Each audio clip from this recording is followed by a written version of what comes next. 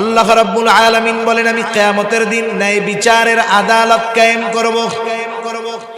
দুনিয়ার আদালতের মধ্যে ন্যায় বিচার নাই, বরং অবিচার আর অবিচার, ঠিক কিনা বলেন?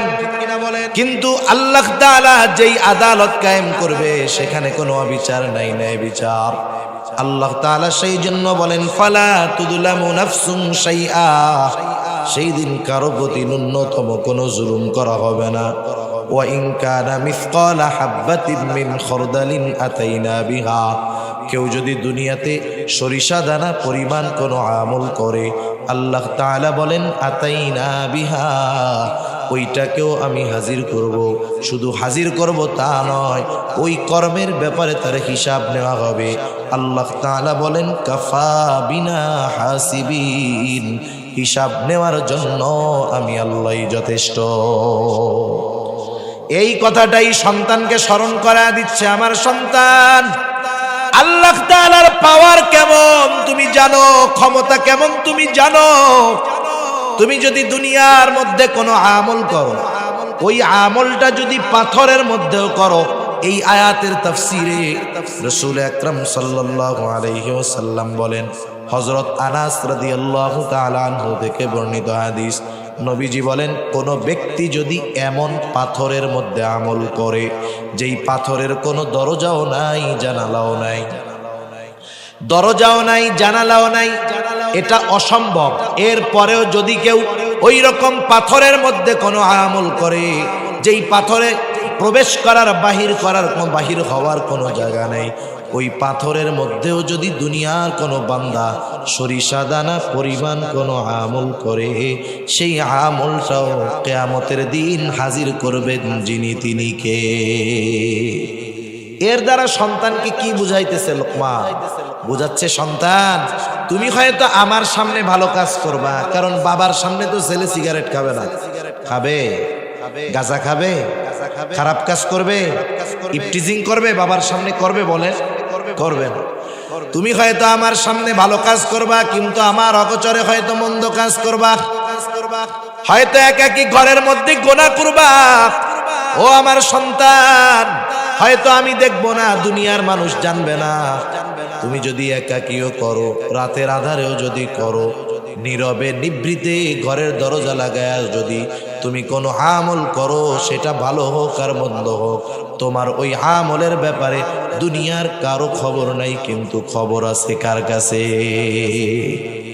এই কথাই হযরত লোকমান বলেন, ও আমার সন্তান, তোমার ওই আমলটা সেটা যদি পাথরের মধ্যেও হয়, আসমানেও যদি করো, জমিনেও করো, ওই আমলটা আল্লাহ রাব্বুল আলামিন হাজির করবে। কেন করবে?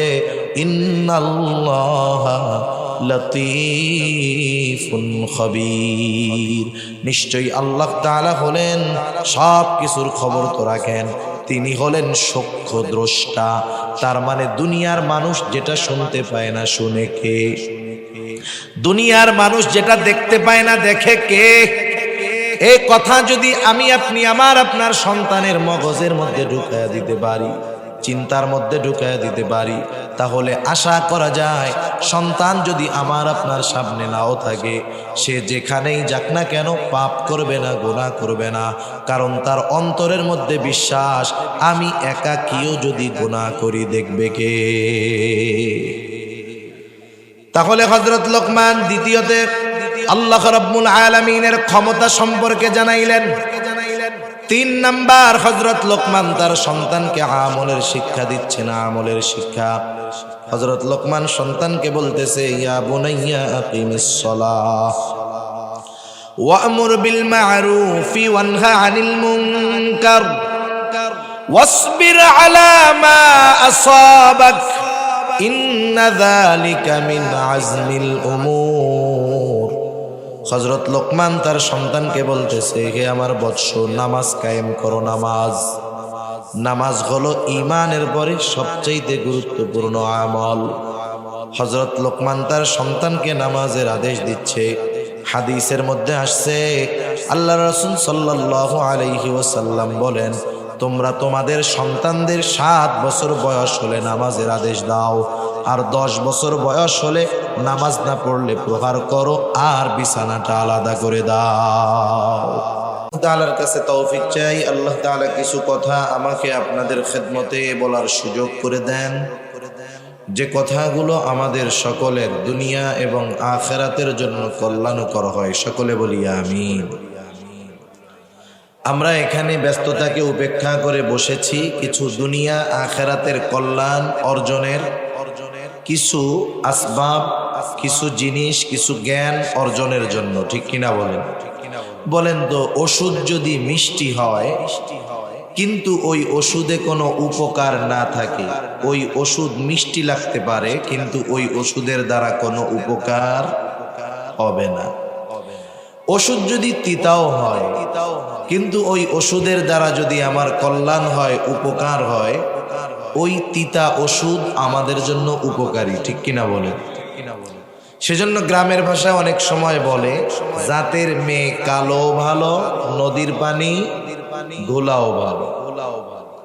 তা যাই হোক, আমরা কিছু উপকারী কথা শুনবো। আল্লাহ সুবহানাহু ওয়া তাআলা সে কথাগুলো আমাকে আমাদের সকলকে আমলে পরিণত করার তৌফিক দান করুন। সম্মানিত উপস্থিতি, আল্লাহ সুবহানাহু ওয়া তাআলা আমাদেরকে এ দুনিয়াতে অজস্র নিয়ামত দান করেছেন। আল্লাহ প্রদত্ত নিয়ামত সমূহের মধ্যে অন্যতম নিয়ামত হলো সন্তান। আল্লাহর পক্ষ থেকে যত নিয়ামত আমরা পেয়েছি, যারা বিবাহ করেছেন, করেন নাই বা করবেন, মনে রাখতে হবে আল্লাহ প্রদত্ত দামি নিয়ামত সমূহের মধ্যে অন্যতম একটি দামি নিয়ামত আমাদের সন্তান। এই সন্তানেরা শুধু দুনিয়ার কাজে লাগে তা নয়, এই সন্তানেরা আমরা যদি তাদের একটু যথাযথ পরিচর্যা করতে পারি, যত্ন নিতে পারি, আমাদের এই সন্তানেরা দুনিয়া এবং আখিরাত উভয় জাহানে আমাদের জন্য সম্পদে পরিণত হবে। অনেক সময় অনেক মা বাবা চিন্তা করে যে আমার সন্তান কবে বড় হবে, লেখাপড়া কবে শেষ করবে, কর্মজীবনে কবে ঢুকবে, আর আমি বাড়িতে বসে বসে থাকবো, আমাকে ইনকাম করে খাওয়াবে। অনেক মা বাবা মনে করে আল্লাহ মনে হয় সন্তান এজন্যই দিয়েছে যে তুমি একে লালন পালন করবা, বড় বানাবা, ও ইনকাম শিখবে, তুমি বুড়া হবা, বাড়িতে পার উপরে পা তুলে শুধু খাবা। বলেন তো, আল্লাহ তাআলা কি শুধুমাত্র এই জন্যই সন্তান দান করেছেন? না না, শুধু দুনিয়ার উপকার হাসিল করার জন্য আল্লাহ তাআলা সন্তান দান করেন নাই।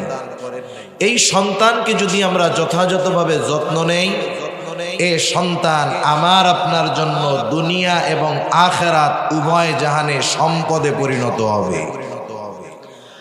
আর সন্তানকে যদি উভয় জাহানের সম্পদে পরিণত করতে চাই, কোরআন এবং সুন্নাহর মধ্যে সন্তানদের লালন পালন, তাদের দায়িত্বের ব্যাপারে যে কথাগুলো আল্লাহ এবং তার রাসূল জানিয়েছেন, সেই অনুযায়ী আমাদের আমল করতে হবে, তাহলে সন্তান সম্পদে পরিণত হবে।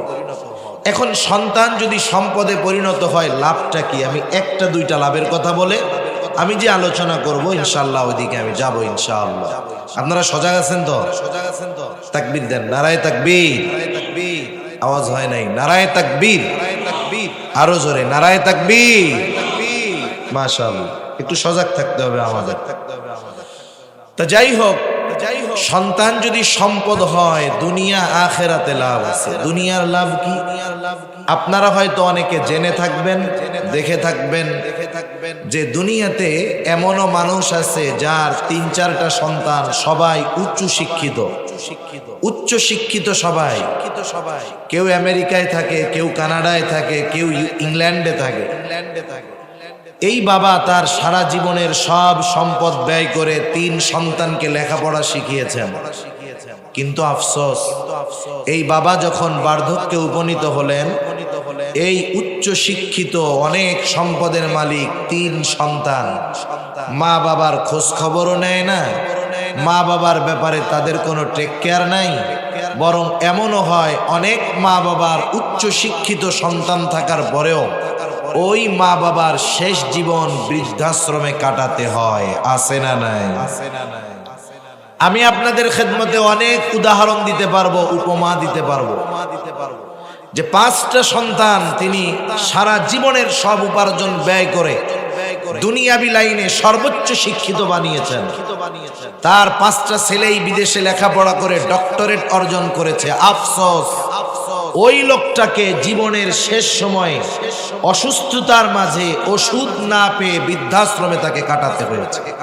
এখন বলেন, যেই বাবা এই সন্তানদের দুনিয়ার লাইনে উচ্চ শিক্ষিত করলো, অথচ দুনিয়াতেই ওই বাবা ওই সন্তানদের দ্বারা কোনো উপকার পায় নাই, তাহলে মরার পরে ওই সন্তানদের দ্বারা বাবা পরকালের উপকার পাবে, এটা কল্পনাও করা ভুল বিষয়। ঠিক কিনা বলেন?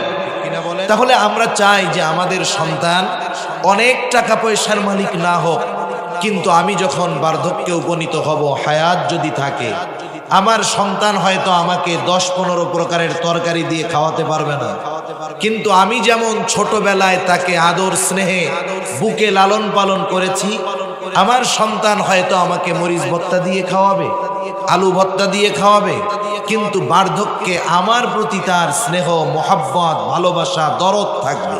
শুধু তাই না, প্রত্যেকটা বাবা যার মধ্যে ন্যূনতম ঈমান আছে, সে একথা চিন্তা করে, তার এটা চাওয়া, তার এটা আশা যে আমি মারা যাওয়ার পর আমার সন্তানেরা জানি আল্লাহ তাআলার কাছে আমার ক্ষমার জন্য দোয়া করে।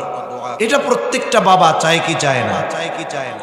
কিন্তু আমরা যা চাই সেই অনুযায়ী আমরা আমাদের সন্তানদেরকে প্রস্তুত করি না। আমি যদি চিন্তা করি, আমি একটা কলা গাছ লাগাইলাম, এইটা বড় হলে এই কলা গাছ দিয়ে আমি ফার্নিচার বানাবো, এটা সম্ভব? আমি যদি ফার্নিচার বানাতে চাই, তাহলে আমাকে ফার্নিচার যেই কাঠে হয় সেই গাছ লাগাতে হবে। আমি যদি আমার সন্তানদের দ্বারা দুনিয়া আখিরাত উভয় জাহানে উপকৃত হতে চাই, তাহলে সন্তানদেরকে সেইভাবে প্রস্তুত করতে হবে। কোনভাবে? যেভাবে আল্লাহ এবং তার রাসূল আমাদেরকে জানিয়েছেন। আজকে আমরা সন্তানদের সম্পদে পরিণত করার জন্য কি করণীয়, এই বিষয়ে সূরা লোকমানের 2য় রুকু থেকে কিছু আলোচনা করব। হযরত লোকমান উনি ওনার সন্তানদেরকে কিছু উপদেশ দিয়েছেন, যেই উপদেশগুলো আল্লাহ তাআলার কাছে এত পছন্দনীয় হয়েছে যে আল্লাহ সুবহানাহু ওয়া তাআলা কোরআনুল কারীমে সূরা লোকমান, লোকমানের নাম দিয়ে একটা সূরা নাজিল করে, ওই সূরার মধ্যে আমরা যদি সন্তানদের সম্পদে পরিণত করতে চাই, কোন ধরনের নসিহত উপদেশ করা প্রয়োজন, আল্লাহ সুবহানাহু ওয়া তাআলা হযরত লোকমানের নসিহতগুলো আমাদের কাছে ওহী হিসাবে প্রেরণ করেছেন। সুবহানাল্লাহ। একথা মোটামুটি বলা যায়, যেই বাবা হযরত লোকমানের এই নসিহতগুলো তার সন্তানকে যথাযথভাবে করবে, তার সন্তান দুনিয়া আখিরাতে তার জন্য সম্পদে পরিণত হবে ইনশাআল্লাহ। সেজন্য যাদের সন্তান আছে আমরা তারাও শুনবো আমলের নিয়তে, যারা বিবাহ করি নাই আমরাও শুনবো এবং মনে মনে এই নিয়ত রাখবো, আল্লাহ তাআলা যদি সন্তান দেন, আমি আমার সন্তানেরা যখন বুঝবে আমিও তাদেরকে এই নসিহতগুলো করব। আল্লাহ তাআলা হযরত লোকমানের নসিহতগুলো পছন্দ হয়েছে বিদায় ওহী হিসাবে ওই নসিহতগুলো আমাদেরকে আল্লাহ তাআলা জানিয়ে দিয়েছেন। প্রথমে আল্লাহ তাআলা হযরত লোকমানের পরিচয় তুলে ধরছেন। কেন? কারণ আপনাদের এই পিএম খালি, এটা তো একটা ইউনিয়ন, তাই না?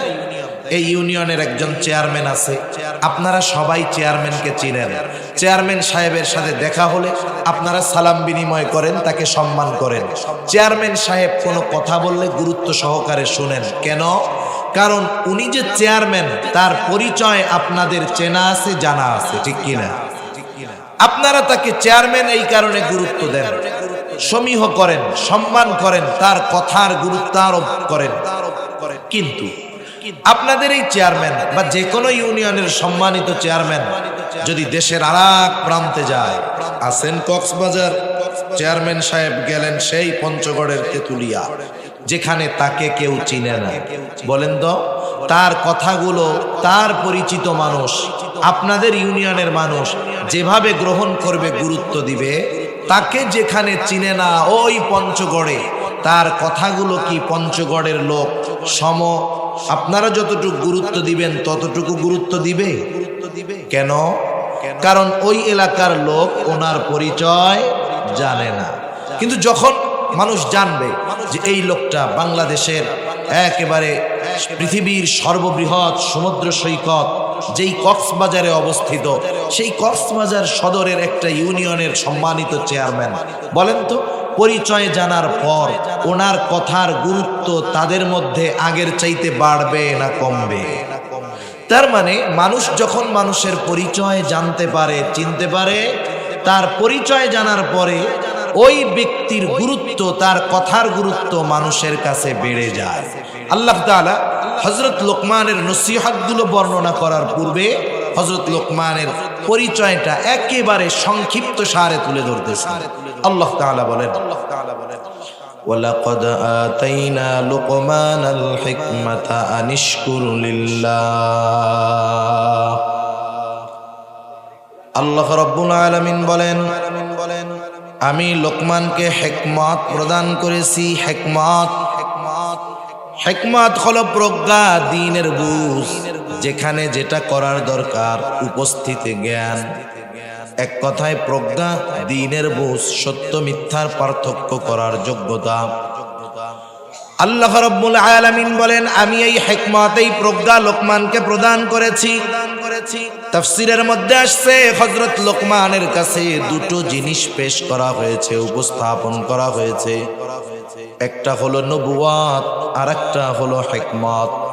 হযরত লোকমানকে যখন ইচ্ছাধীন স্বাধীনতা দিয়ে দেওয়া হলো, লোকমান তুমি চাইলে হিকমত গ্রহণ করতে পারো, তুমি চাইলে নবুয়াত গ্রহণ করতে পারো। হযরত লোকমান হিকমতকে গ্রহণ করলেন। তবে নবুয়াত এটা যে সর্বোচ্চ মর্যাদাপূর্ণ একটি বিষয়, এরপরেও তিনি কেন হিকমত গ্রহণ করলেন?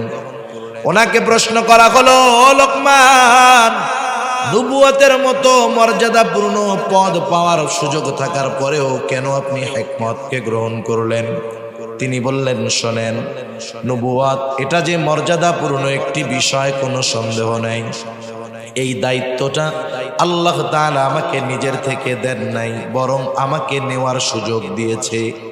আল্লাহ রাব্বুল আলামিন যদি নিজের থেকে নবুয়াত আমাকে দিতেন, তাহলে এই নবুয়াতি দায়িত্ব পালন করতে গিয়ে যত কিছুর ব্যবস্থাপনা করার দরকার ছিল, সব কিছুর ব্যবস্থাপনা আল্লাহ তাআলা করতেন।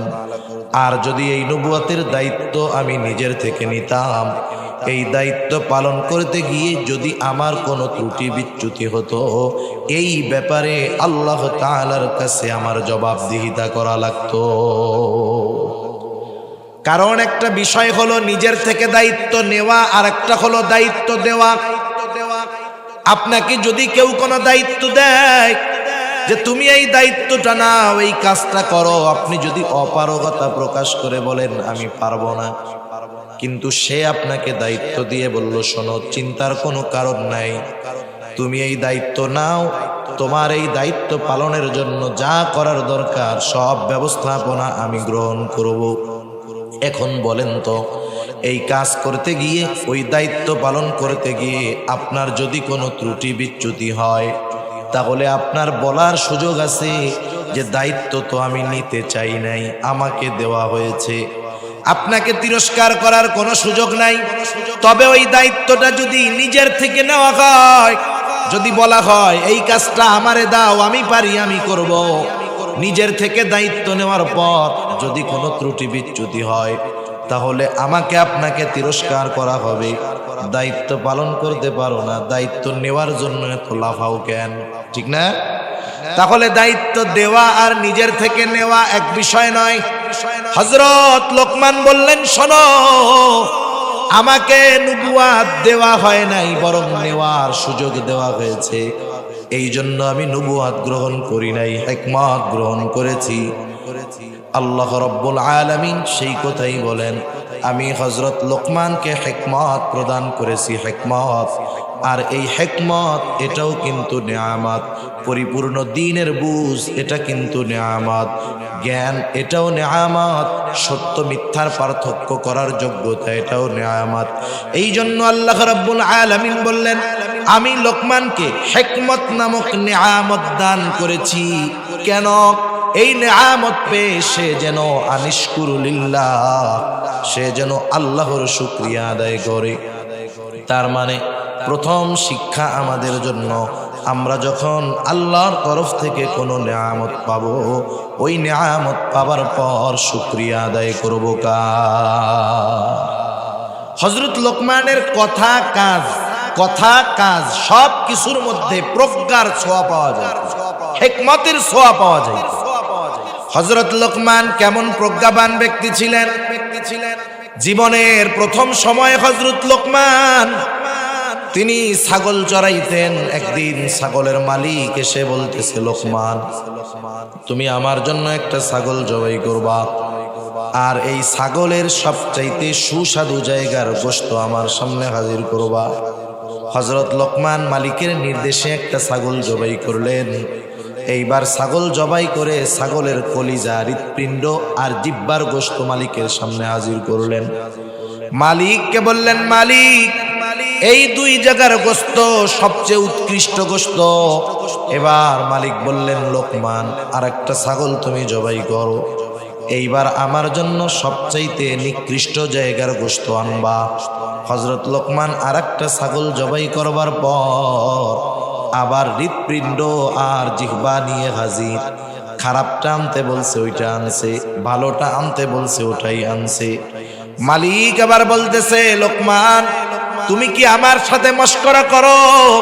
হযরত লোকমান এবার বললেন, ও মালিক, এই দুইটা জিনিস যদি কারো ভালো হয়ে যায়, কারো অন্তর আর জবান জিহ্বা যদি ভালো হয়ে যায়, সে সর্ব উৎকৃষ্ট পরিণত হয়ে যায়। আর যার এই দুইটা জিনিস খারাপ হয়ে যায়, সে সবচাইতে নিকৃষ্ট হয়ে যায়। এজন্য মানুষও যদি সর্ব উৎকৃষ্ট হতে চায়, তার অন্তর আর জবানকে পরিশুদ্ধ করতে হবে, ঠিক কিনা বলেন?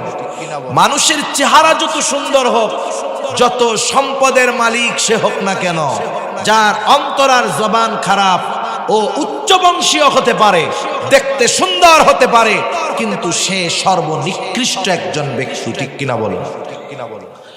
এজন্য হযরত লোকমানের কথা কর্মের ভিতরে এরকম হিকমত পাওয়া যাইত।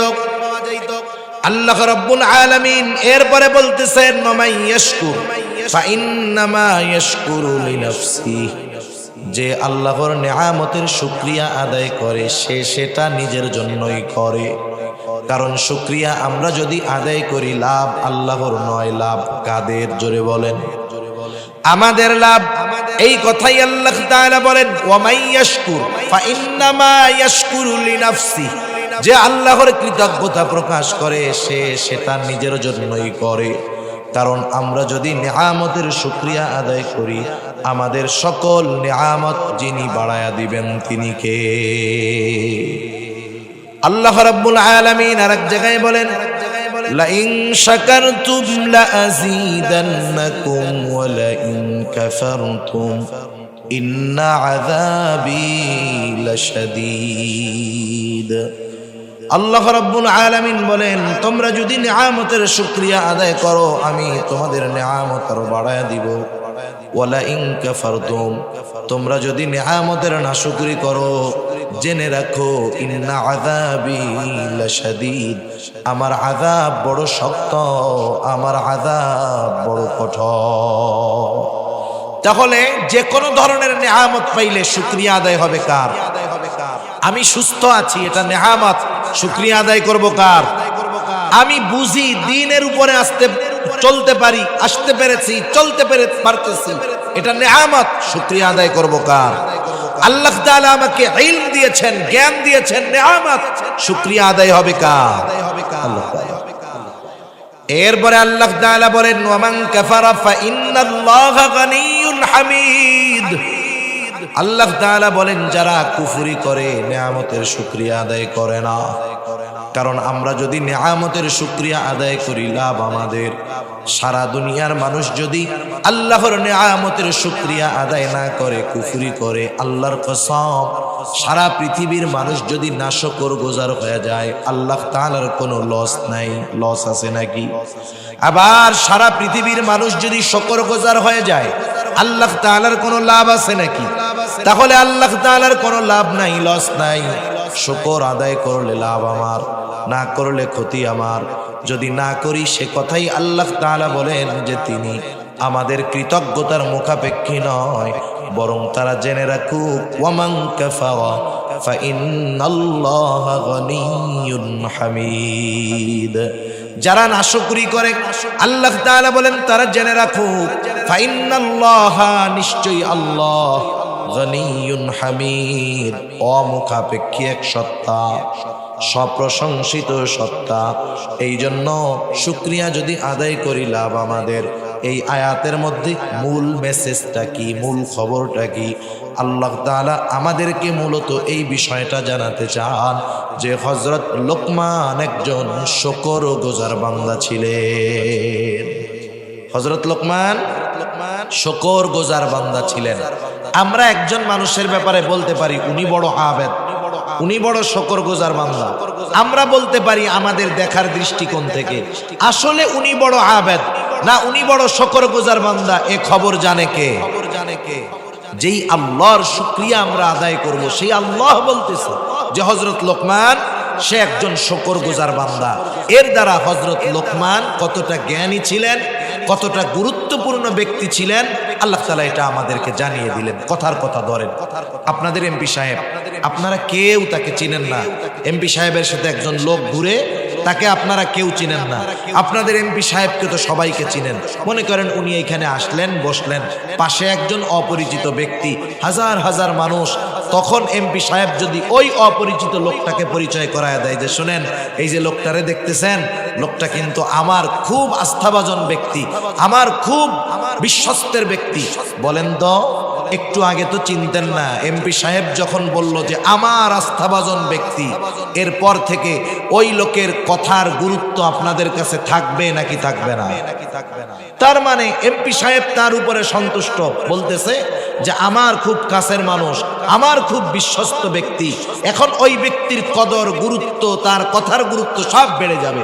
যখন আল্লাহ তাআলা বললেন যে হযরত লোকমান আমার শুকরগুজার বান্দা, তাহলে ওই লোকমান তার ব্যাপারে আগে জানি আর না জানি, তাকে চিনি আর না চিনি, যখন আল্লাহ তাআলা বললেন লোকমান আমার শুকরগুজার বান্দা, তার কথার গুরুত্ব দেওয়ার দরকার আছে না নাই?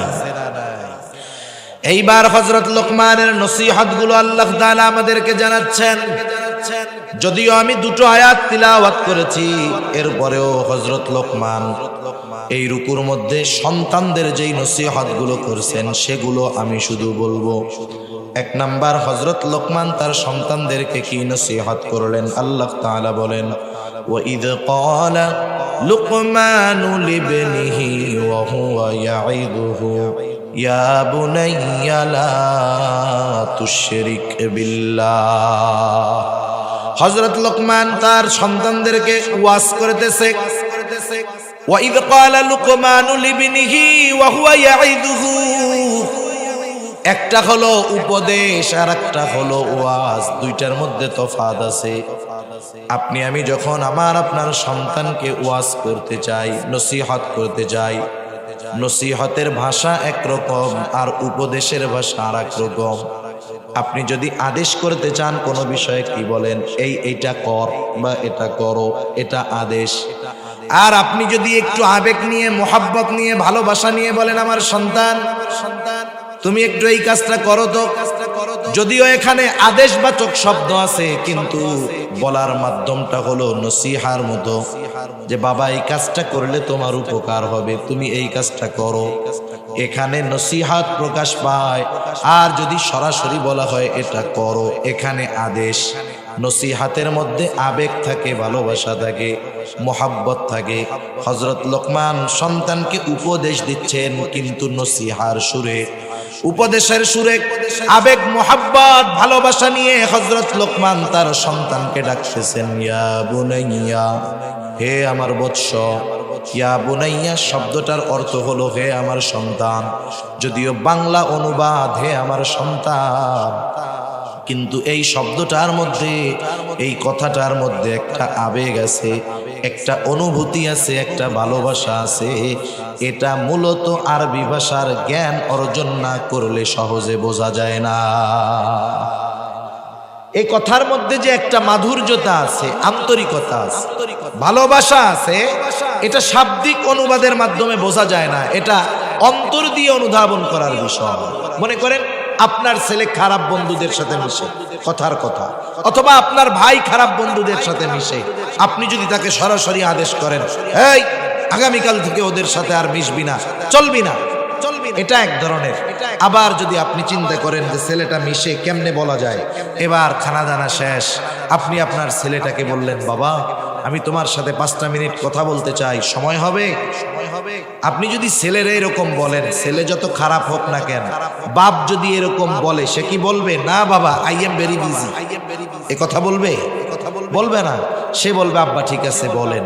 এবার আপনি তাকে পাশে বসায়া আবেগের সাথে বলেন, দেখো সন্তান, আমি তোমার বাবা, আমার একটা সুনাম আছে সমাজে, মানুষ আমাকে ভালো বলে, তুমি আমার সন্তান, তুমি যদি কোনো অন্যায় করো, অপরাধ করো, তাহলে মানুষ আমাকেও খারাপ বলে। বাবা তুমি যাদের সাথে চলাফেরা করো আসলে তো ওরা ভালো না, আমি তোমার কাছে অনুরোধ থাকবে তুমি ওদের সাথে এখন থেকে চলবা না।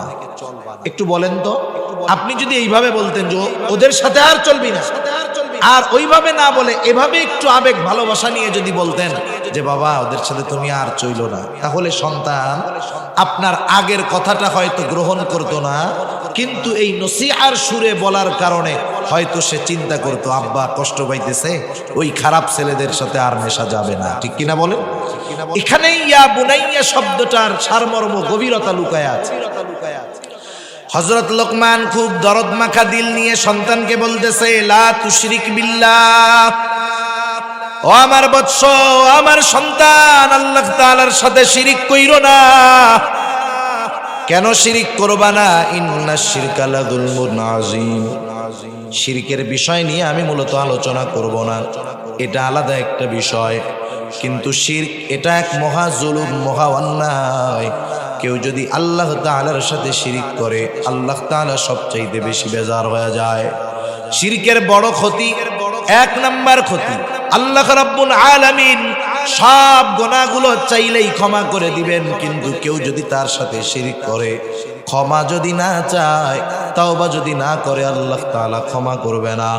আল্লাহ তাআলা কোরআনুল কারীমের সূরাতুন নিসার মধ্যে বলেন, ইন্নাল্লাহা লা ইয়াগফিরু আন ইউশরাকা বিহি ওয়া ইয়াগফিরু মা দুনা যালিকা লিমান ইয়াশা। আল্লাহ রাব্বুল আলামিন শিরকের গুনাহ ক্ষমা করবেন না, ওয়া ইয়াগফিরু মা দুনা যালিকা লিমান ইয়াশা। শিরিক ছাড়া যে গুনাহ চান তিনি ক্ষমা করে দিবেন, তাওবা ছাড়া ক্ষমা করে দিবেন। কিন্তু শিরকের গুনাহ যদি কেউ করে, শিরিক যদি কেউ করে, তাহলে আল্লাহ তাআলা তাকে ক্ষমা করবেন না যতক্ষণ না সে তাওবা করে। শিরিক করলে ক্ষতি কি? অনেক ক্ষতি। 1 নাম্বার ক্ষতি, শিরিক করে তার কোনো আমল আল্লাহ তাআলা কবুল করবে না। যে শিরিক করে তার হজ আল্লাহ কবুল করে না, শিরিক যে করে তার নামাজ আল্লাহ কবুল করেন না, শিরিক যে করে রোজা আসতেছে তার রোজা আল্লাহ কবুল করবে না। এই জন্য আল্লাহ রাব্বুল আলামিন বলেন, লা ইয়াহবাতান্না আমালুক, শিরিক যে করে তার আমল বাতিল বলে গণ্য হয়ে যায়। সেই জন্য মুশরিক শিরিক করা অবস্থায় যত আমল করে, যত ভালো কাজ করে, সেটা কবুল হয় না। তাহলে চিন্তা করেন, 1 নম্বরে কোনো আমল তার কবুল হবে না। 2 নম্বর ক্ষতি বলেন, ফাকাদ হারামাল্লাহু আলাইহিল জান্নাহ, যে শিরিকের সাথে লিপ্ত, তাওবা করলো না, তাওবা বিহীন দুনিয়া থেকে চলে গেল, আল্লাহ রাব্বুল আলামিন বলেন, ফাকাদ হারামাল্লাহু আলাইহিল জান্নাহ, আল্লাহ রাব্বুল আলামিন তার জন্য জান্নাতকে হারাম করে দিবে। তার মানে আমল কবুল হবে না, জান্নাতে যেতে পারবে না, শিরকের কারণে বেঈমান হয়ে অনন্তকাল তাকে জাহান্নামে থাকতে হবে। এখন বলেন, দুনিয়ার কোন ইমানদার বাবা চায় যে তার সন্তান জাহান্নামে যাক? কেউ চায়? কেউ চায় না। এজন্য 1 নম্বরে আমরা আমাদের সন্তানদেরকে ঈমানের শিক্ষা দিব, এটা ঈমানের শিক্ষা। শিরিক থেকে সন্তানদেরকে বাঁচাবো, আল্লাহর সাথে পরিচয় করায় দিব, আল্লাহর একত্ববাদের পরিচয় তাদেরকে শিখায় দিব। তাহলে কি হবে?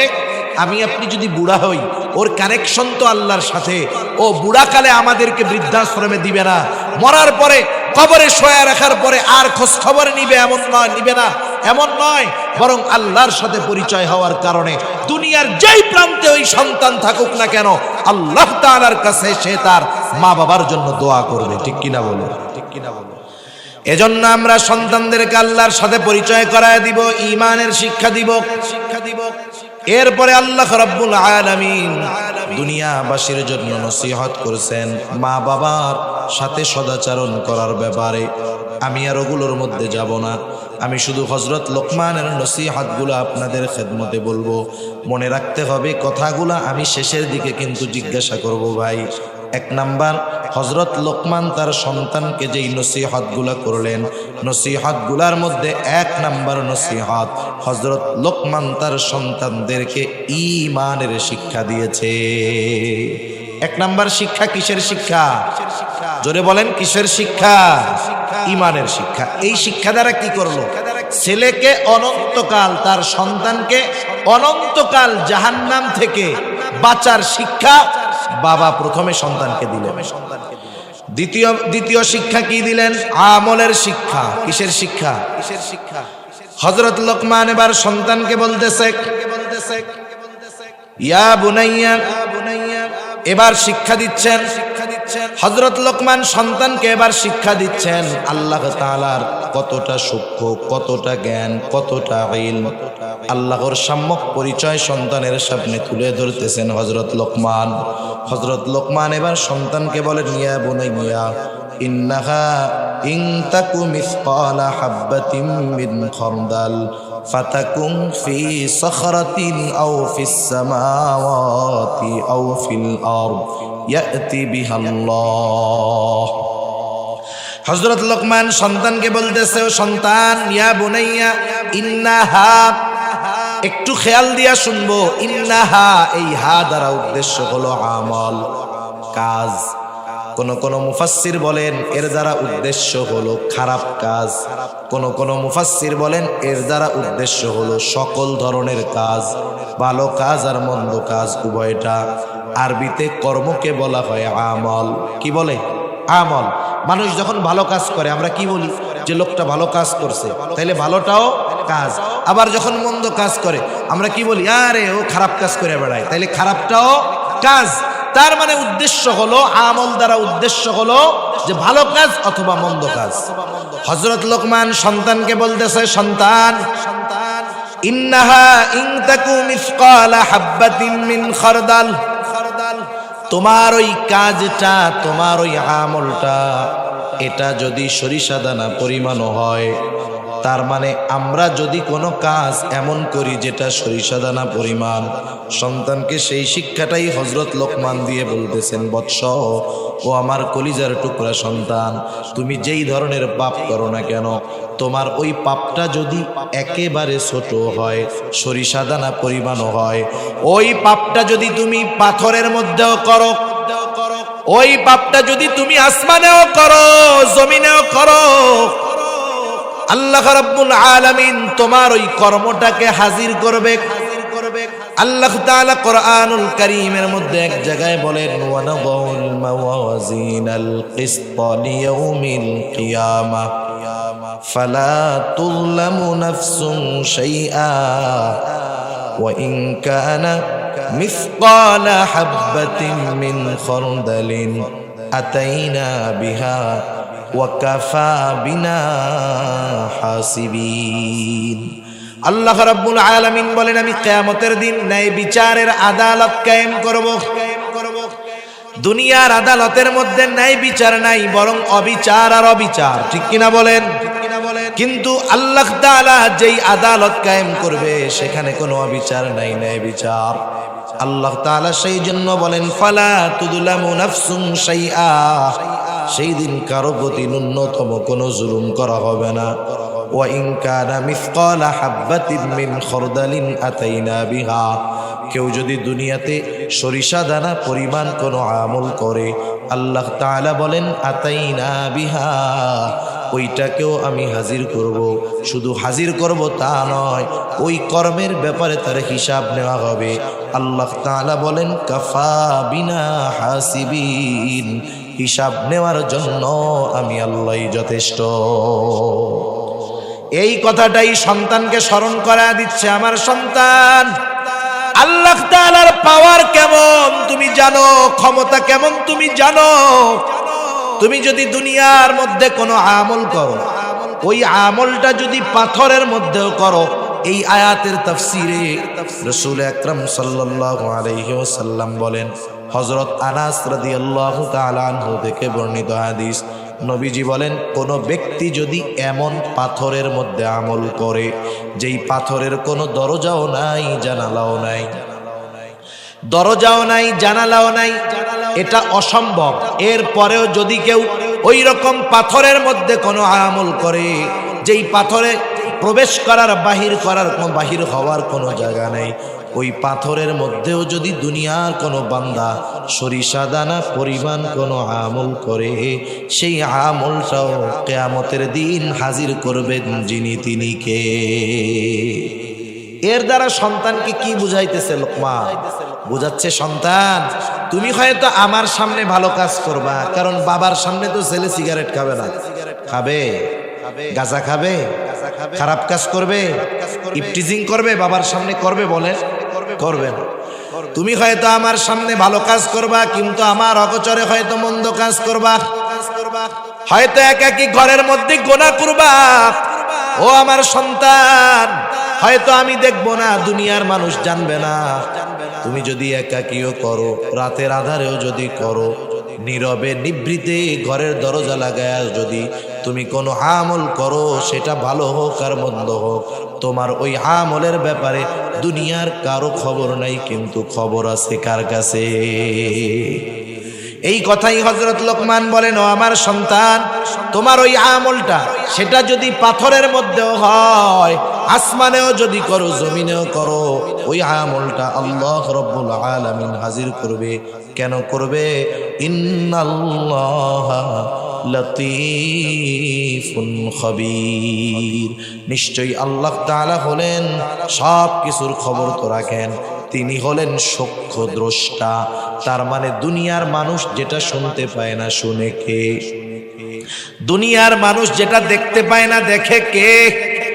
এই কথা যদি আমি আপনি আপনার সন্তানের মগজের মধ্যে ঢুকায়া দিতে পারি, চিন্তার মধ্যে ঢুকায়া দিতে পারি, তাহলে আশা করা যায় সন্তান যদি আপনার সামনে নাও থাকে, সে যেখানেই যাক না কেন পাপ করবে না, গুনাহ করবে না, কারণ তার অন্তরের মধ্যে বিশ্বাস, আমি একাকীও যদি গুনাহ করি, দেখবে কে? তাহলে হযরত লোকমান দ্বিতীয়তে আল্লাহ রাব্বুল আলামিনের ক্ষমতা সম্পর্কে জানাইলেন। 3 নাম্বার, হযরত লোকমান তার সন্তানকে আমলের শিক্ষা দিচ্ছেন, আমলের শিক্ষা। হযরত লোকমান সন্তানকে বলতেছে, ইয়া বুনাইয়া আকিমিস সালাহ ওয়া'মুর বিল মা'রুফি ওয়ানহা আনিল মুনকার ওয়াসবির আলা মা আসাবাক ইন্না যালিকা মিন আজমিল উমুর। হযরত লোকমান তার সন্তানকে বলতেছে, হে আমার বৎস, নামাজ কায়েম করো। নামাজ হলো ঈমানের পরে সবচেয়ে গুরুত্বপূর্ণ আমল। হযরত লোকমান তার সন্তানকে নামাজের আদেশ দিচ্ছে। হাদিসের মধ্যে আসছে, আল্লাহর রাসূল সাল্লাল্লাহু আলাইহি ওয়াসাল্লাম বলেন, তোমরা তোমাদের সন্তানদের 7 বছর বয়স হলে নামাজের আদেশ দাও, আর 10 বছর বয়স হলে নামাজ না পড়লে প্রহার করো, আর বিছানাটা আলাদা করে দাও। নামাজের আদেশ কয় বছর বয়সে? 7। কয় বছর বয়সে? আপনাদের ঘুম আসতেছে? তাকবীর দেন, নারায়ে তাকবীর। আরে কি দেন, আপনাদের তো আরো জোশ বেশি হওয়ার কথা। নারায়ে তাকবীর। নাকি চিন্তা করতেছেন হুজুর আপনি একা করতেছেন ওয়াজ, এটা শুনবো কি? ওই দিকের থেকে তো আওয়াজ আছে, ওইটাও একটু শুনুন। 2 ওয়াজ একসাথে শোনার দরকার নাই, একটাই শুনেন।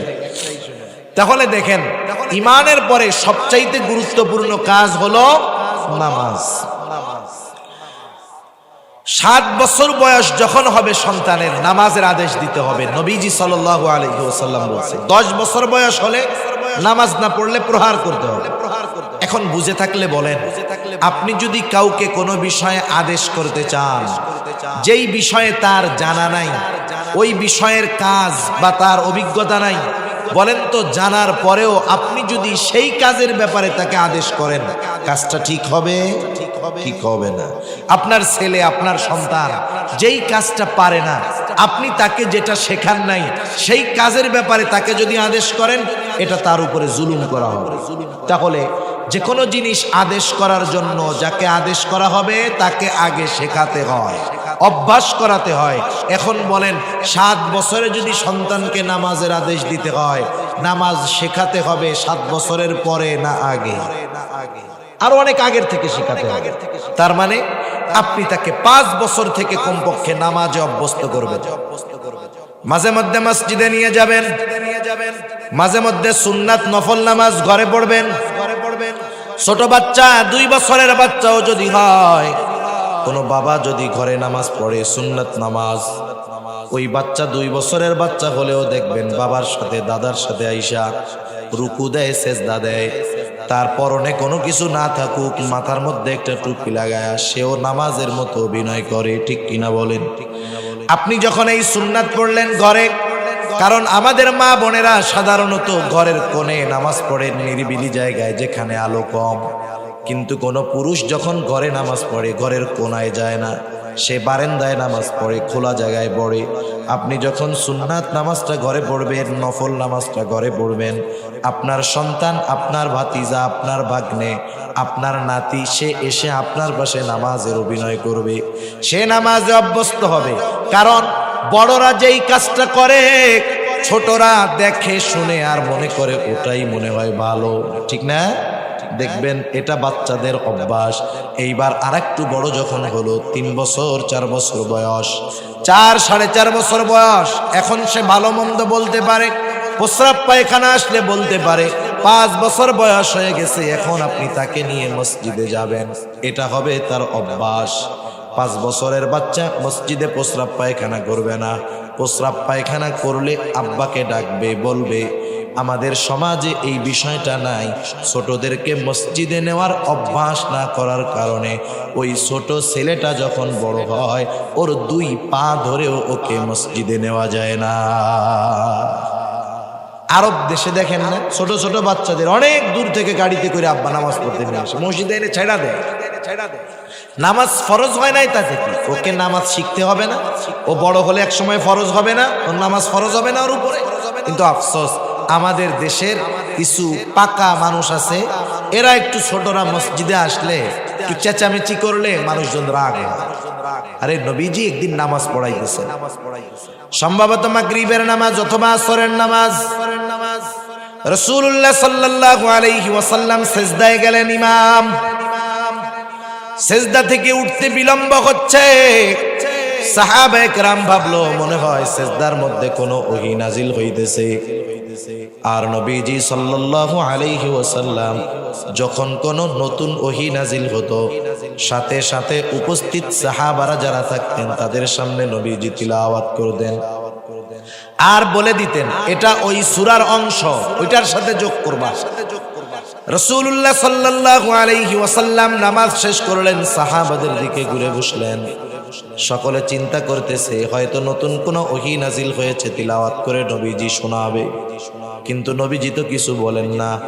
একজন উৎসুক সাহাবী নবীজিকে প্রশ্ন করলো, ইয়া রাসূলুল্লাহ, নামাজের ওই সিজদাটা অনেক দীর্ঘ করলেন, বিলম্ব করলেন, কোনো ওহী নাজিল হয়েছিল নাকি?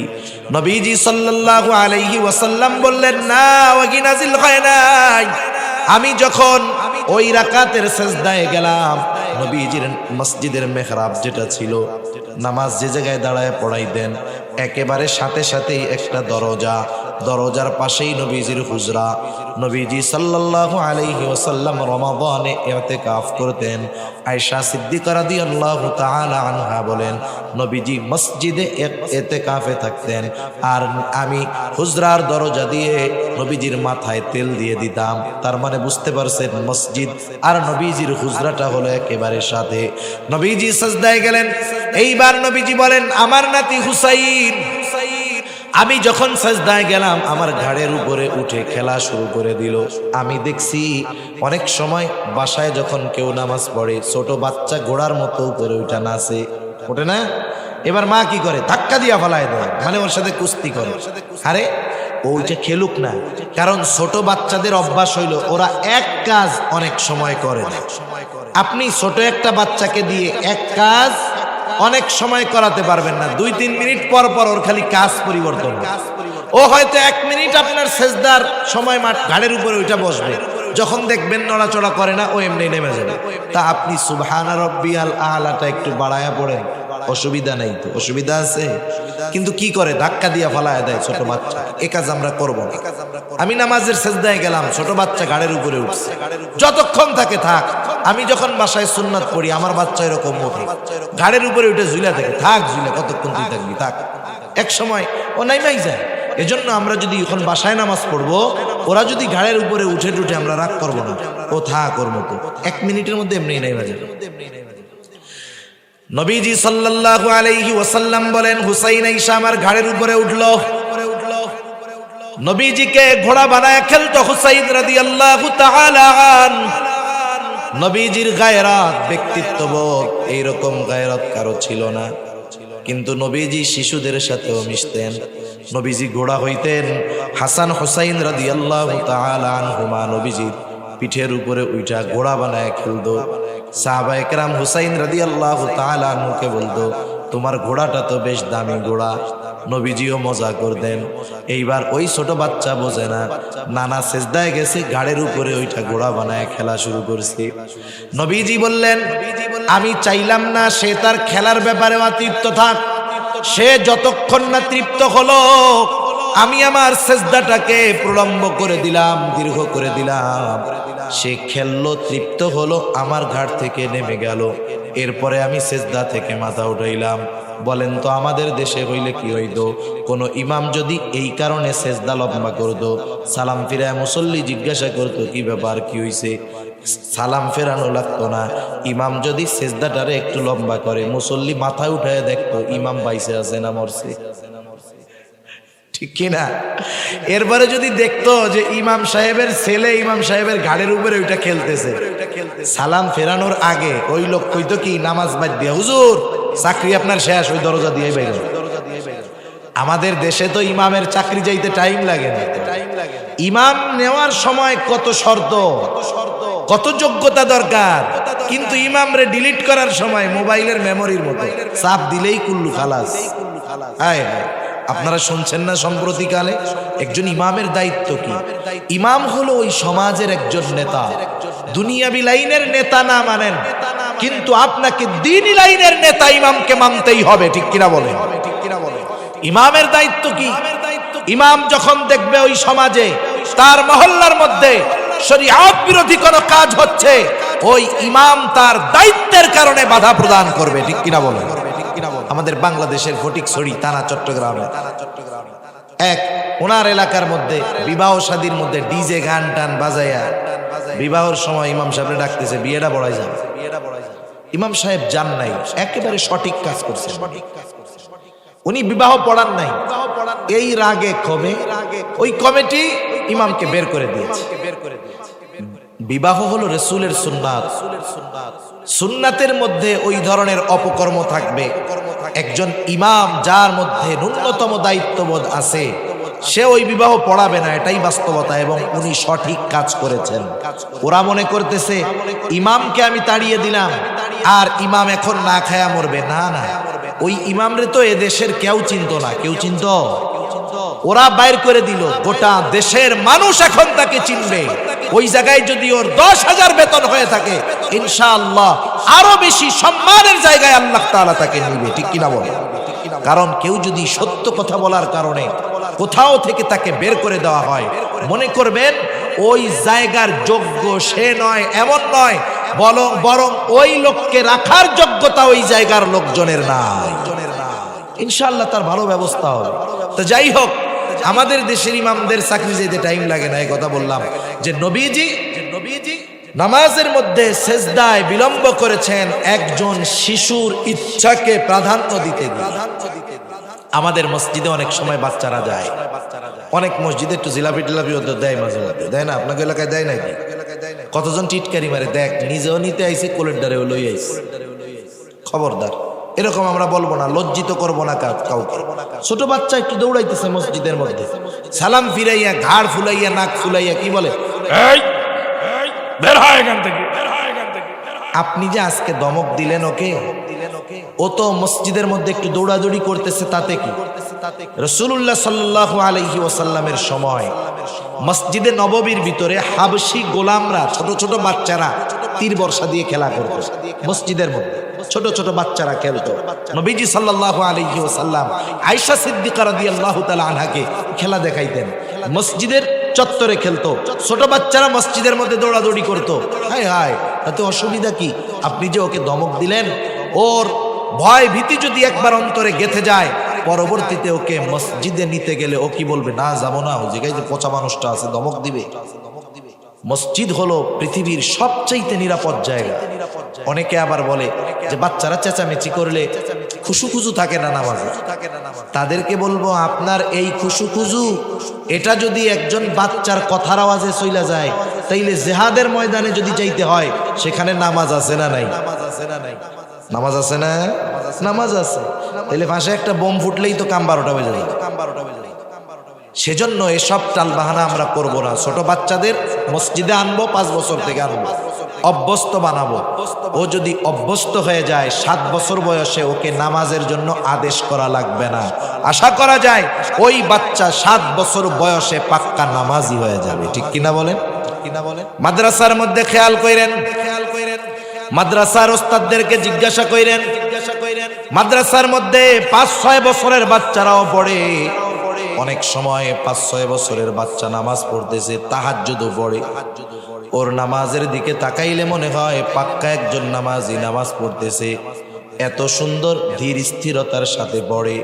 আমরাও চাই আমাদের সন্তানেরা নামাজি হোক। এই জন্য ছোট থাকতেই মসজিদে নেওয়ার অভ্যাস করব। তাহলে 7 বছর বয়সে ও পাক্কা নামাজি হয়ে যাবে। আর 10 বছর বয়স হলে ওকে তো আর পিটানো লাগবে না, কিছুই করা লাগবে না। ওই পর্যন্ত সে পাক্কা নামাজি হয়ে যাবে। ও নামাজ পড়বে, লাভ হবে ওর বাবা, কারণ ওর তো অ্যাকাউন্ট নেই। ওর অ্যাকাউন্ট আছে? ওর তো অ্যাকাউন্ট নেই। সন্তানের ওই ভালো কর্মের সব তার বাবার অ্যাকাউন্টে জমা হয়ে যাবে। সুবহানাল্লাহ। সেজন্য সন্তানদেরকে আমরা নামাজের আদেশ করব। সাথে সাথে যখন একটু বড় হবে, সন্তানদেরকে তার দুনিয়ার দায়িত্ব বুঝায় দিব যে সন্তান, এই দুনিয়াতে শুধু আমাদের চাকরি বাকরি কাজবাজ করা খাওয়া এটাই কাজ না, বরং আল্লাহ তাআলা আমাদেরকে শ্রেষ্ঠ উম্মত হিসাবে ঘোষণা দিয়েছেন। শ্রেষ্ঠ উম্মত হওয়ার জন্য কাজটাও কিন্তু শ্রেষ্ঠ কাজ। কাজ কি? এবার আমরা সন্তানদেরকে বলবো, জানায় দিব, তা'মুরুনা বিল মা'রুফ ওয়া তানহাউনা আনিল মুনকার ওয়া তু'মিনুনা বিল্লাহ। আল্লাহ রাব্বুল আলামিন বলেন, কুনতুম খায়রা উম্মাহ উখরিজাত লিন-নাস, তোমরা হলে শ্রেষ্ঠ উম্মত, তোমাদেরকে মানুষের কল্যাণের জন্য বের করা হয়েছে। কোন কর্মের ভিত্তিতে তোমরা শ্রেষ্ঠ উম্মত? তা'মুরুনা বিল মা'রুফ ওয়া তানহাউনা আনিল মুনকার, ভালো কাজের আদেশ, অসৎ কাজের নিষেধ, এইটা করতে হবে। সাথে সাথে ঈমান থাকতে হবে। ঈমানদার ভালো কাজের আদেশ করে, অসৎ কাজের নিষেধ করে, এই লোকটাই হলো শ্রেষ্ঠ উম্মত। এবার হযরত লোকমান সেই কথাই বলতেছে, বৎস, নামাজ কায়েম করার পাশাপাশি আরো একটা কাজ করবা, ওয়া'মুর বিল মা'রুফ ওয়ানহা আনিল মুনকার, ভালো কাজের আদেশ করবা, অসৎ কাজের নিষেধ করবা। এই কর্মটা ঈমানের সাথে সম্পৃক্ত কর্ম। কারণ নবীজি সাল্লাল্লাহু আলাইহি ওয়াসাল্লাম জানায় দেন, মান রাআ মিনকুম মুনকারা ফালইউগাইরহু বিয়াদিহি ফাইন লাম তাস্তাতি' ফাবিলিসানিহি ফাইন লাম তাস্তাতি' ফাবিকলবিহি ওয়া যালিকা আযআফুল ঈমান। অনেক সময় আমরা এটা মনে করি আমাদের কাজ হলো শুধু নামাজ রোজা করা, আর কোনো দায়িত্ব নাই। বাস্তবতা হলো প্রত্যেকটা ইমানদারের উপরে এই দায়িত্ব, ভালো কাজের আদেশ করা, অসৎ কাজের নিষেধ করা। বলেন, এ দায়িত্ব একজনের উপরে না সবার উপরে? কিন্তু সবার উপরে কাজটা সমানভাবে হবে না। কারণ আপনাদের এলাকার এমপি সাহেব যেই মন্দ কাজটা থামাতে পারবে, আপনি পারবেন? আমি পারবো? কারণ ওই পাওয়ার আল্লাহ আমারে দেয় নাই। এজন্য নবীজি সাল্লাল্লাহু আলাইহি ওয়াসাল্লাম হাদিসের মধ্যে আমাদেরকে জানিয়ে দিয়েছেন যে আমরা কোন পদ্ধতিতে ভালো কাজের আদেশ, অসৎ কাজের নিষেধ করব। ভালো কাজের কথা বলা যায়, কিন্তু অসৎ কাজ থেকে থামানো কঠিন। নবীজি এজন্য বলেন, যখন তোমাদের মধ্যে কেউ ভালো মন্দ কাজ দেখবে, মান রাআ মিনকুম মুনকারা, খারাপ কাজ দেখবে, তার ক্ষমতা আছে, পাওয়ার আছে, সে কি করবে? সে সেই কাজটাকে থামায়া দিবে। ফালইয়ুগাইয়িরহু বিয়াদিহি, সে শুধু থামায়া দিবে তা নয়, ওই মন্দ কাজের জায়গায় ভালো কাজ প্রতিষ্ঠিত করবে। একটা হলো থামায়া দেওয়া, আর একটা হলো ঘুরায়া দেওয়া। মানে আছে খারাপ কাজের দিক, ঘুরায়া ভালো কাজ করবে। এক জায়গায় গান হয়, যাত্রাপালা হয়, খারাপ অনুষ্ঠান হয়, পাওয়ার আছে, ক্ষমতা আছে, ওই কাজ বন্ধ করে ওই জায়গায় সে ভালো কাজ প্রতিষ্ঠিত করবে। এক সময় গান হইতো, এখন সে সেটারে ঘুরাইয়া দিনই একটা মজমার ব্যবস্থা করলো, তাফসির মাহফিলের ব্যবস্থা করলো, ইসলামী সম্মেলনের ব্যবস্থা করলো। এজন্য যার ক্ষমতা আছে, পাওয়ার আছে, ইমানদার, সে যদি মন্দ কাজ দেখার পর, ক্ষমতা থাকার পরেও ওই কাজ থামিয়ে ভালো কাজ ওইখানে প্রতিষ্ঠিত না করে, তাহলে তার ঈমানের সমস্যা আছে। এখন ওই ক্ষমতা সবার নাই। এজন্য নবীজি বলেন, ফাইল্লাম তাস্তাতি ফাবিলিসানি, হাত দিয়ে বাধা দিতে গেলে জীবন নাশের আশঙ্কা। নবীজি বলেন, এই ক্ষমতা তোমার নাই, তুমি জবান দিয়ে বাধা দাও, তুমি তাকে বুঝাও, বলো যে এই কাজটা মন্দ, তোমরা কইরো না। এখন জবান দিয়ে বাধা দিতে গেলেও বিপদ হতে পারে, কারণ অনেক জায়গায় আমরা দেখছি ইমাম সাহেব যখন মন্দ কাজের বিরুদ্ধে বলেন, তার উপরে আক্রমণ হয়, হামলা হয়। অনেক জায়গায় মাহফিলের মধ্যে যখন ওয়াইজ মন্দ কাজের বিরুদ্ধে বলেন, তার ব্যাপারে হামলা হয়, হয় কি হয় না? এখন আপনি আপনার এলাকায় দেখতেছেন, এই মন্দ কাজের বিরুদ্ধে বললে আপনার উপরে জুলুম হতে পারে, আক্রমণ হতে পারে। আপনার হাত দিয়ে বাধা দেওয়ার ক্ষমতা নাই, জবান দিয়ে বললেও বিপদ, কারণ যে কাজগুলো যারা করতেছে বড় প্রভাবশালী। নবীজি বলেন, ফাইল্লাম তাস্তাতি ফাবিলিসানি, ফাইল্লাম তাস্তাতি ফাবিকলবি, হাত দিয়ে বাধা দেওয়ার ক্ষমতা নাই, জবান দিয়ে বাধা দেওয়ার ক্ষমতা নাই, কি করবা? ওই কাজটাকে অন্তরে ঘৃণা করো। কারণ নবীজি সাল্লাল্লাহু আলাইহি ওয়াসাল্লাম জানায় দিলেন, ওয়াযালিকা আযআফুল ঈমান, ওই কাজ বাধা দেওয়ার ক্ষমতা নাই, কিন্তু অন্তরে আমি ওই কাজের বিরোধী, এটাও ঈমান থাকবে, তবে অল্প। কিন্তু বাধা না দিয়া যদি ওই কাজের সমর্থন আমি দেই, যেখানেই থাকি না কেন, তাহলে আমার ঈমান না থাকার আশঙ্কাই বেশি। সেজন্য যে কোনো কাজ, মন্দ কাজ, পাপের কাজ, এগুলো দেখলে বাধা দিতে না পারলে, মুখ দিয়ে বলতে না পারলে, কমপক্ষে অন্তরে ঘৃণা রাখবো। আল্লাহর কাছে বলবো, আল্লাহ, আমার তো বাধা দেওয়ার ক্ষমতা নাই, আমার তো বলার ক্ষমতা নাই, আমি দুর্বল মানুষ, আয় আল্লাহ, আমি আপনার গোসা থেকে আশ্রয় চাই, আমার সাধ্য নাই, আমি তাদের এই কাজের সমর্থন করি। কারণ মুফাসসিরিনে কেরাম লিখেন, এক এলাকায় অপরাধ হইতেছে, মনে করেন এক জায়গায় অপরাধ হইতেছে, অপরাধের মধ্যে আপনার থাকা লাগতেছে, আপনি সেখানে আছেন ওই এলাকায়, কিন্তু বাধাও দিতে পারেন না, বলতেও পারেন না, কিন্তু তার অন্তরে যদি এইটা থাকে যে আমি এই কাজের সমর্থন করি না, এ কাজের কোনো সমর্থন আমার নাই, আল্লাহ তাআলার কাছে মাফ চাই। ওই এলাকায় থাকার পরেও সে কেমন যেন ওই কাজের সাথে সম্পৃক্ত ছিল না বলে গণ্য হবে। কিন্তু আরেকজন আছে সৌদি আরব, ওমরা করতে গেছে, দেশের থেকে যুবকেরা ফোন দিয়েছে যে 14ই ফেব্রুয়ারি আসতেছে ভাইজান, আমরা তো একটা কনসার্ট করতে চাই। আসতেছে না, এই গজবের এক দিবস বানাইছে, 14ই ফেব্রুয়ারি আসতেছে, আমরা তো একটা কনসার্ট করতে চাই। নেতা আছে ওমরায়, নেতা কই আছে? আরে জোরে বলেন না, কোথায় আছে? ওমরায় আছে। আপনি কি বলেন? উনি বলতেছে আমার তো ওমরা শেষ করে আসতে 20 তারিখ হবে, আচ্ছা তোমরা করো। এখন উনি 20 তারিখে আসলেন, ওমরা কইরা কত সুন্দর ওমরা কইরা আসছে। 14 তারিখে গানের অনুষ্ঠান হয়েছে, উনি কি গানের অনুষ্ঠানে ছিল? আরে জোরে বলেন না, ছিল। কিন্তু এই অনুষ্ঠানের সমর্থন কি ছিল না? মুফাসসিরিনে কেরাম বলেন, এই লোক শুধুমাত্র সমর্থন দেওয়ার কারণে ওই মজলিসে না থেকেও সে ওই পাপীদের অন্তর্ভুক্ত হয়ে যাবে। এজন্য দুনিয়াতে যখন কোনো অপরাধ সংগঠিত হয় আমাদের সবার সমান পাওয়ার নাই। আমরা অনেক সময় ঠেকাইতে গেলে বলতে গেলে বিপদ, যদি অক্ষমতা থাকে কমপক্ষে অন্তরে ওই কাজের বিরোধিতা যদি করি ঈমানটা নিবু নিবু হলেও থাকবে। এজন্য হযরত লোকমান বললেন, সন্তান ওয়া'মুর বিল মা'রুফি ওয়ানহা আনিল মুনকার, ভালো কাজের আদেশ করো, অসৎ কাজের নিষেধ করো। ওয়াসবির আলা মা আসাবাক, ভালো কাজের আদেশ অসৎ কাজের নিষেধ করতে গেলে বিপদ আপদ বালা মুসিবত আসতে পারে। ওয়াসবির আলা মা আসাবাক, এই কাজ করতে গিয়ে তোমার উপরে যদি কোনো মুসিবত আসে তুমি সবর করো। কেন? ইন্না যালিকা মিন আজমিল উমুর, কারণ আমার সন্তান এটা কিন্তু অনেক বড় কাজ। এরপরে হযরত লোকমান সন্তানকে সামাজিকতার শিক্ষা দিচ্ছেন। কিসের শিক্ষা? আরে বলেন না, কিসের শিক্ষা? মানুষের সাথে কিভাবে চলতে হবে, কিভাবে আচার আচরণ করতে হবে হযরত লোকমান সন্তানকে শিক্ষা দিচ্ছেন।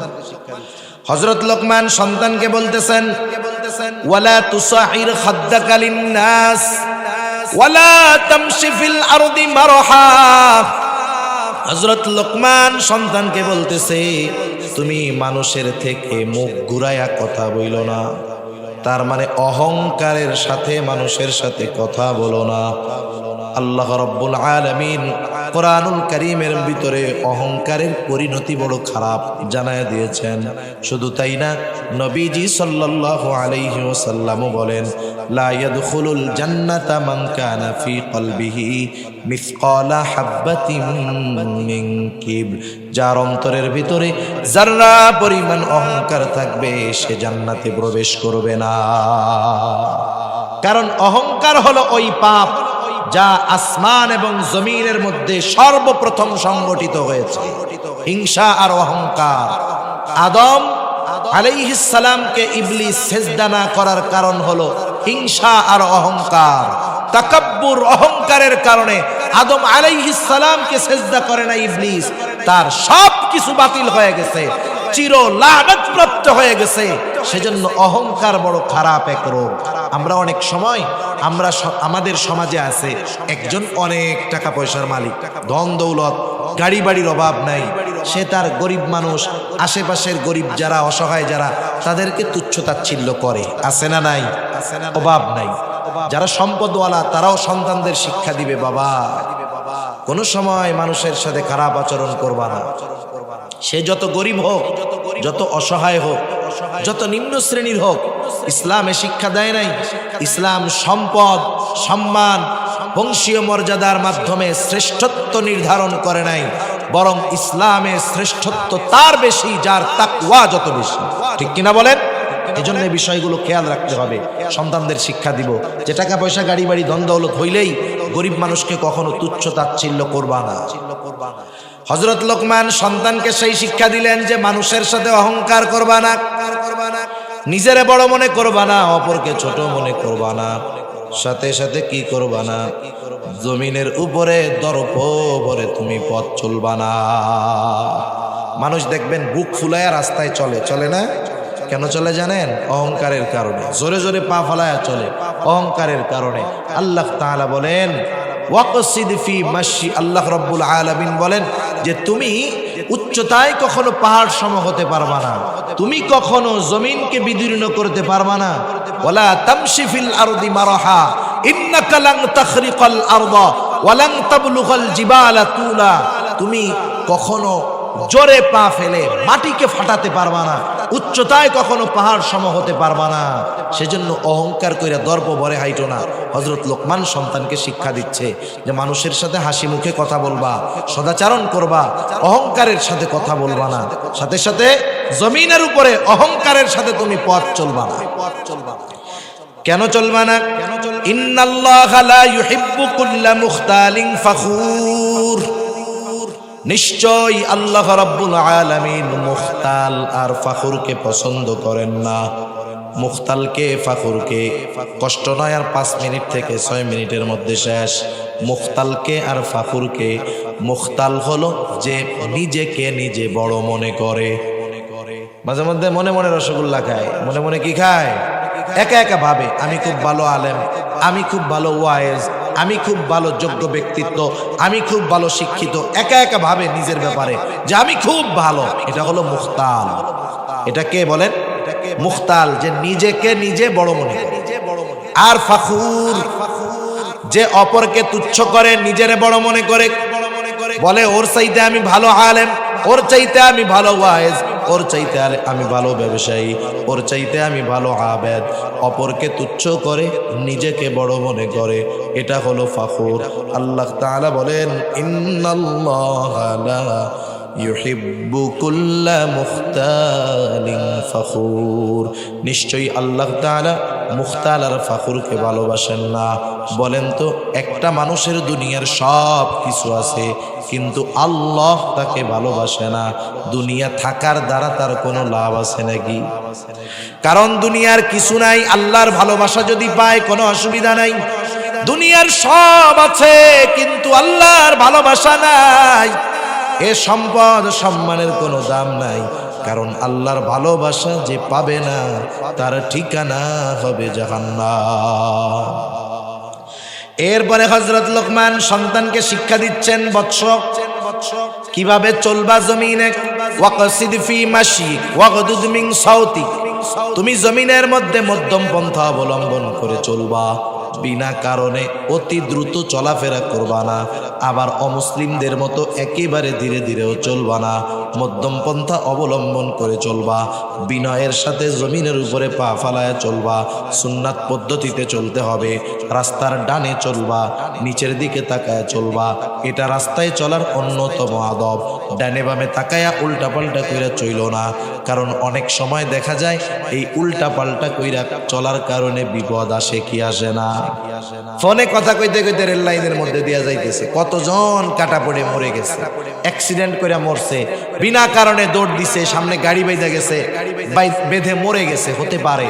সেজন্য অপ্রয়োজনে বিনা প্রয়োজনে অতি দ্রুত চলবো না, একেবারে আস্তে ধীর স্থিরতার সাথেও চলবো না, আস্তে আস্তে পা ফেলবো, মধ্যম পন্থা অবলম্বন করে চলবো ইনশাআল্লাহ। এরপরে সন্তানকে বলতেছে, তুমি তোমার কণ্ঠস্বরকে উঁচু কইরো না, ওয়াগদুদ মিন সাউতিক, কণ্ঠস্বরকে উঁচু কইরো না। আমাদের সমাজে যখন মানুষের সাথে মানুষের তর্ক বিতর্ক হয়, মাঝে মধ্যে হয় না, দুজনের মধ্যে তর্কাতর্কি হয়, কে জিতছে, জিতে কে কন্ত, ওইটা কয় যার গলা উঁচা বেশি, ও বলে আমি জিতছি, দেখছস আমার কথার সামনে কথাই কইতে পারে না। যেটা বড় গলা উঁচু করে কথা বলতে পারে ও মনে করে আমি জিতা গেছি। অথচ যারা বিনা কারণে উচ্চ স্বরে কথা বলে, এদের ব্যাপারে কোরআনুল কারীম বলতেছে যে তাদের কণ্ঠস্বর গাধার কণ্ঠস্বরের মতো, তাদের কণ্ঠস্বরকে গাধার কণ্ঠস্বরের সাথে তুলনা করা হয়েছে। এজন্য সন্তানদের শিক্ষা দিব, বিনয়ের সাথে কথা বলবা। অনেক সময় আমাদের মূর্খদের সাথে তর্ক লাগে, জ্ঞানীরা মূর্খদের থেকে দূরে থাকে। জ্ঞানী যারা তারা কি বলে, রহমানের বান্দাদের গুণাবলীর মধ্যে একটা গুণাবলী হলো ওয়াইদা খাতাবাহুমুল জাহিলুনা ক্বালু সালামা, যখন তাদেরকে উদ্দেশ্য করে কোনো জাহেল কিছু বলে তখন ওরা কি বলে, সালামা, শান্তি শান্তি। তার মানে ভাই ঠিক আছে ঠিক আছে, তুই জয়, যা যা যা, সে কোনো ভেজালের মধ্যে যায় না।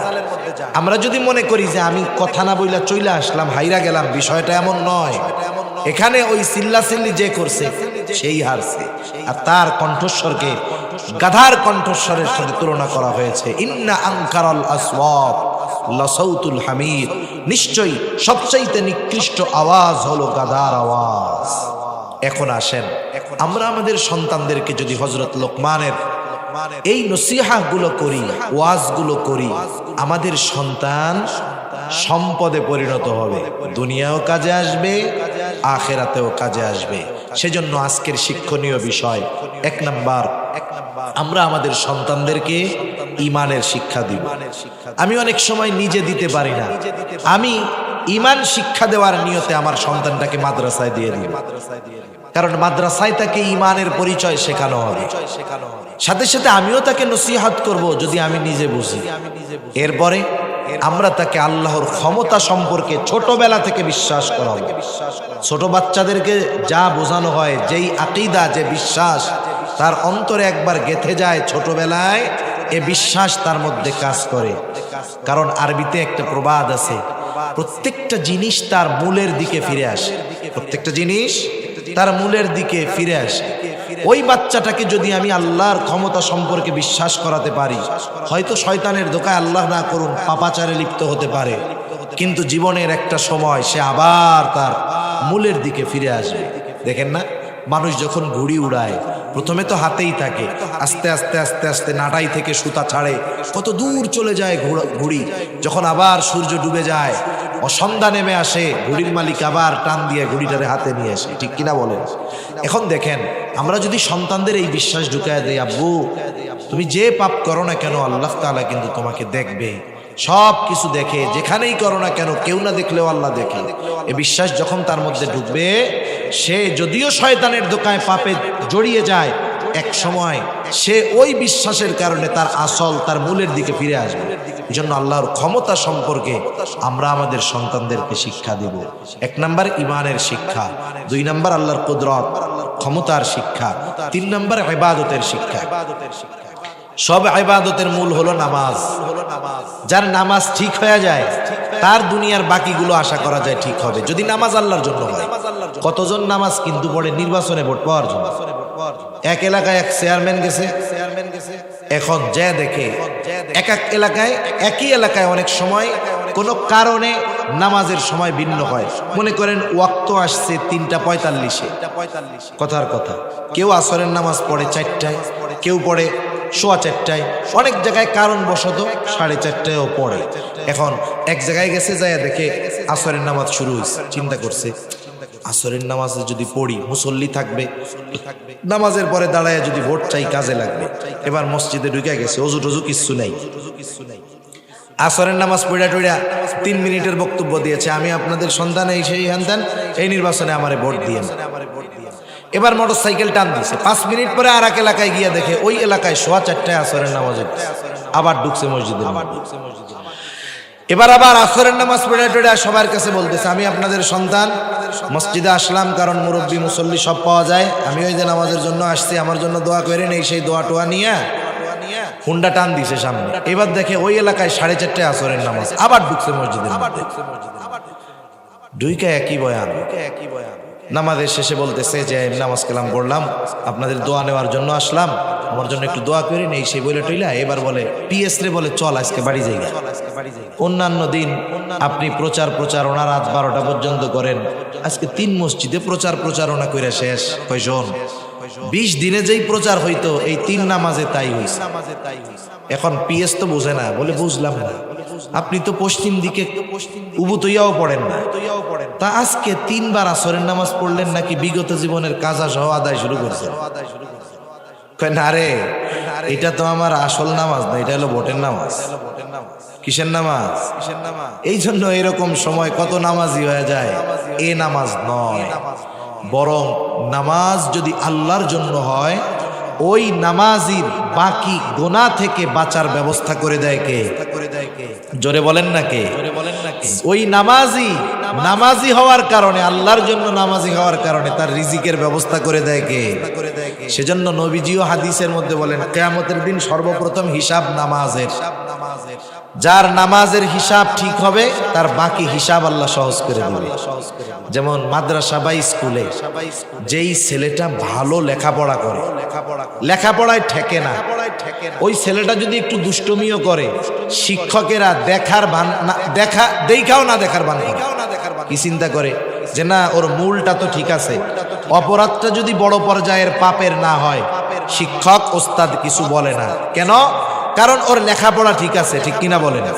আর যেটা ক্লাসের মধ্যে লেখাপড়া পারে না, ও প্রস্রাব করতে গিয়ে 3 মিনিটের জায়গায় 4 মিনিট লাগলে হুজুরে কয়, এই তো ঘন ঘন মুতসকে ডায়াবেটিস।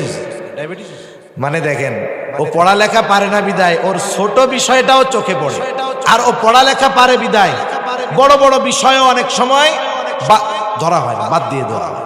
সেজন্য কিয়ামতের দিন যে নামাজের হিসাবটা সহজভাবে দিবে তার বাকি হিসাবগুলো সহজ করবেন কে? সেজন্য আমরা নিজেরা নামাজি হব, সন্তানদের নামাজি বানাবো।